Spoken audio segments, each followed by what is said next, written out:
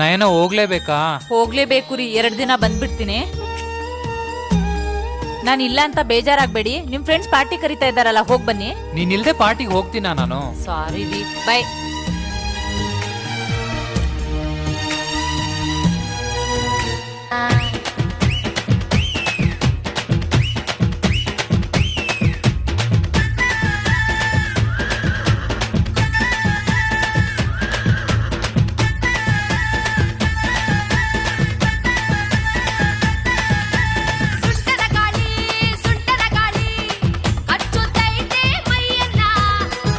ಅಯ್ಯೋ, ಮೊಬೈಲೇ ಮರ್ತ್ ಬಂದ್ನಲ್ಲ.